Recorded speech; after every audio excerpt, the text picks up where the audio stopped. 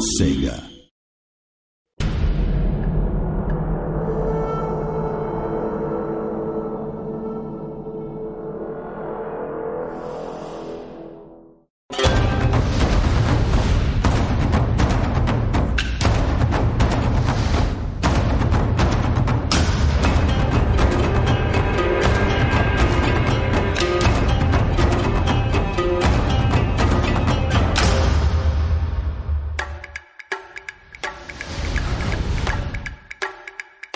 Number one, I think new players and hooking them and actually holding on to them, I think is going to be the multiplayer stuff, right? So I think absolutely the longevity of having a persistent character, which creates effects and uses the more you use it is going to be. I think the other thing that's going to hook them is the fact that there's this kind of game legend that Shogun was really good, and therefore Shogun 2's coming out. And it'll in exactly the same ways as kind of like Dune 2.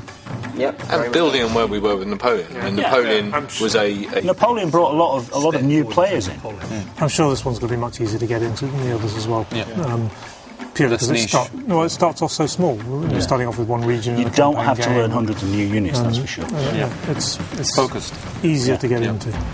Yeah, I think the campaign size, the campaign makeup, and even just the theme is fairly accessible. Back to rock, paper, scissors a little bit more as well. Yeah, there's a clearer relationship between things, which, The nice thing is, though, that doesn't then stop the unit development stuff going on, so that you can nurture a unit through that. Oh, we'll allow more customisation. Yeah, there'll be more customisation units as well. That's true. To appeal to new people is to make it more yours. And if you're making it more yours, then it's much less a case of approaching something created by someone else that you need to learn and adapt to. And as a result of starting with an Acorn, you create your characters, you grow them, it's your experience and your story.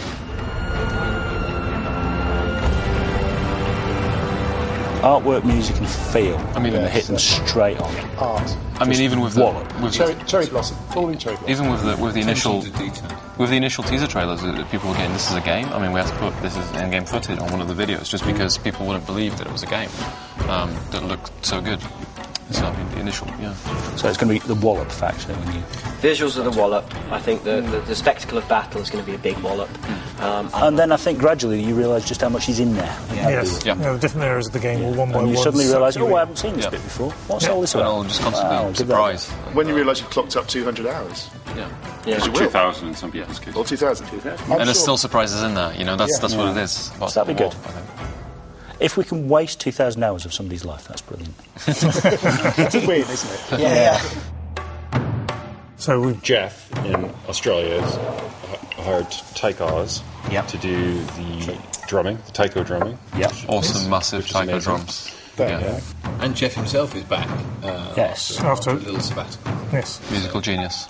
Yeah, musical genius that is Jeff. BAFTA award-winning. Who won BAFTA award-winning Jeff Van Dyke. Who won a BAFTA for Shogun 1. Shogun 1, exactly, For the music. Think about it as taiko drums. It is just the. It's an authentic noise. Are there any units in the game that carries drums into battle? Yes. Yeah, we've got. The drums and the noise is really important because it's very evocative and it actually sets the scene. They call it the heartbeat of Japan, is the taiko drumming. So it's sort of essential for our game, really. And we're doing the same with the rest of the music, making sure that we get as much authentic Japanese instrumentation in there as we can. So Jeff's busy trying to replace what he'd normally do with violins with shamisen and kotos. But it's you've got to be authentic, but also you need to have like a modern twist so it feels contemporary and in place. Sometimes, sometimes, not always, but it's. Because we obviously can't hand animate thousands of animations, but. So the mocap guys, we've got the British Kendo Association. The strikes for Japanese samurai, the actual physical sword strikes, are based on the composition of their armor. So where you hit to kill. So you've got a kind of grid of sword strikes. So going from neck through to here. So you're missing the body armor, you're missing the head armor, you're missing the shoulder armor. So neck through to here, neck through to here. The reverse strikes. Strike straight through the helmet. That's just Yeah, and also a strike straight through the throat. So you need to demonstrate again. Sorry. We could actually. Good, yeah. one of the biggest and most obvious things we've had external help on is the calligraphy for the logo.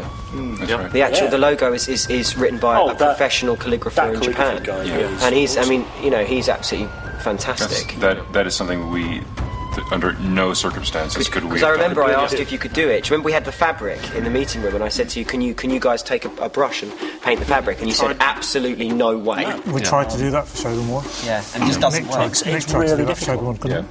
Calligraphy is kind of the high art of the East, and really, it would be impossible for us to do. The strongest aspect of Shogun 2 for me is actually everybody else on the team. It really is. It really is. It's a great team. It really is a great team. I've worked with some lunatics in the past. I am really enjoying the multiplayer. Enough said. Awesome. I like the fact it's a return to our roots, as it were. It's a good thing. I think we should go back every once in a while and have a look at things again and see what we can do. That's new. Siege battles. Awesome.